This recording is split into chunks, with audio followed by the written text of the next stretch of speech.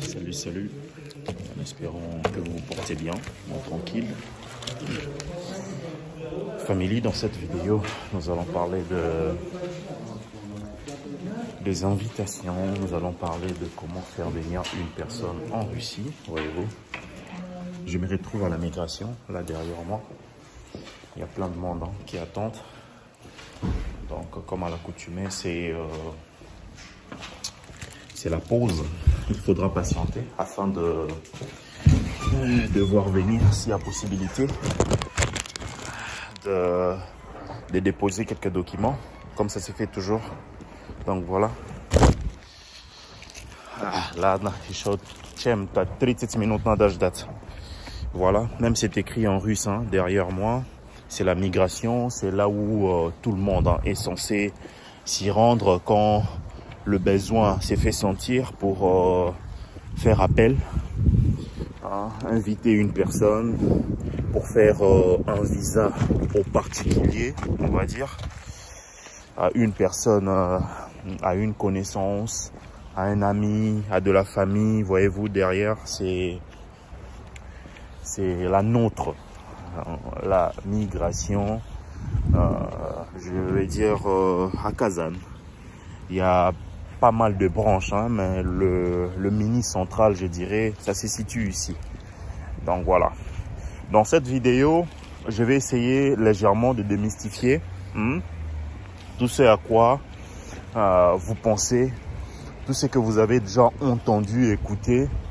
Il y en a certaines personnes, moi y compris, j'ai été également victime quand je ne connaissais absolument rien. Je n'avais aucune connaissance par rapport à tout ça.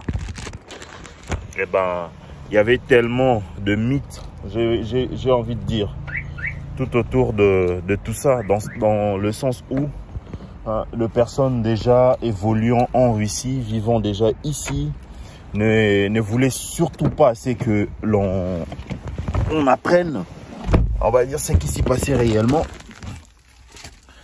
La procédure et tout. Et moi, j'ai toujours invité pas mal de mes connaissances et surtout à quelques amis de s'y rendre à chaque fois au lieu indiqué, à l'endroit précis, j'ai envie de dire.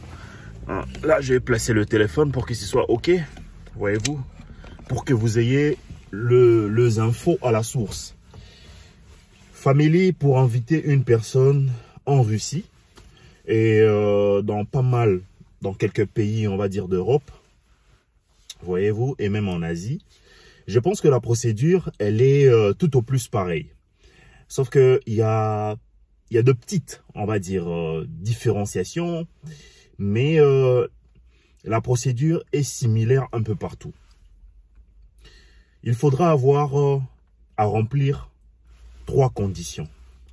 La première est d'être légal, ce qui est tout à fait normal, d'avoir une résidence.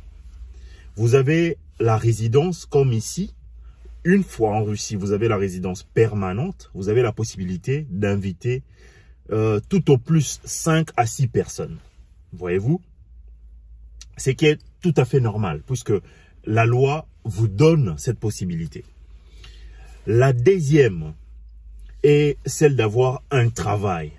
Voyez-vous, le travail est très important.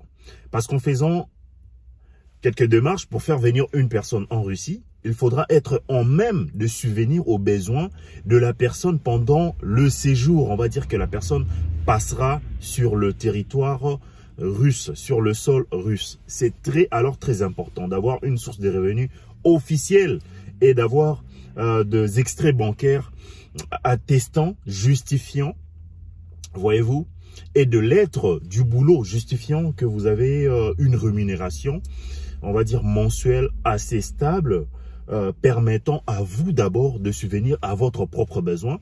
Vous payez vos impôts et taxes, et qui plus est, vous aurez la possibilité avec votre dû, avec votre salaire, avec ce que vous percevez à la fin du mois, de subvenir aux besoins de la personne que vous êtes censé, on va dire, de prendre la tutelle, j'ai envie de dire, en Russie, puisque vous serez son garant. Tout le temps qu'elle passera en Russie, peu importe ce que la personne fera, je dirais que ce soit qu'elle enfreint, on va dire, d'une manière normale. Hein. Si elle enfreint la loi, la personne, c'est vous qui répondrez présent, voyez-vous, à ses agissements, un peu à tout ce qui a trait à cette personne. Donc, vous êtes en quelque sorte le responsable direct de la personne, vu que votre nom est répertorié comme le responsable, comme le garant en cas de problème. C'est à vous hein, que la migration fera référence et la police y compris. Et la troisième et dernière, je dirais, c'est d'avoir une adresse. L'adresse n'est pas censée être aléatoire. C'est-à-dire, vous avez une adresse quelconque, mais vous vivez quelque part d'autre. Vous devriez avoir une adresse fixe. L'adresse que vous avez dans votre passeport, vous avez sur votre, on va dire, résidence permanente, je dirais, doit être l'adresse de domiciliation. C'est là où vous résidez réellement. Pourquoi? Parce que il y aura un minimum de contrôle qui sera également effectué à votre insu d'ailleurs, voyez-vous. Pour les étrangers, c'est un peu compliqué. J'ai envie de dire d'avoir une adresse, laquelle vous utilisez dans votre, on va dire, permis de résidence, clairement, hein, j'ai envie de dire, hein, votre résidence permanente, et vous y restez, vous y vivez réellement. C'est un peu compliqué, mais à savoir, c'est faisable, voyez-vous. Donc, en ayant rempli ces trois conditions, vous serez en mesure, en ce moment-là, de faire venir n'importe quelle personne, voyez-vous. Je me répète, d'une, être résident, avoir la légalité, j'ai envie de dire. Deuxièmement, avoir un boulot rémunérateur, subvenant à votre besoin et aux besoins de la personne que vous faites venir. Et troisièmement, avoir une adresse. C'est simple que ça. Alors simple que ça. Vous avez d'autres questions, n'hésitez surtout pas à me le poser en commentaire. Moi, je vous apporte la lumière sur pas mal de sujets, puisque ce sont des questions qui reviennent à chaque fois. Et j'en ferai de live qui accompagneront également quelques pénombres que vous avez, au-delà de quelques sujets déjà abordés sur la chaîne. Moi, c'est Vimawete, portez-vous bien. On se revoit dans une prochaine vidéo. Ciao, ciao.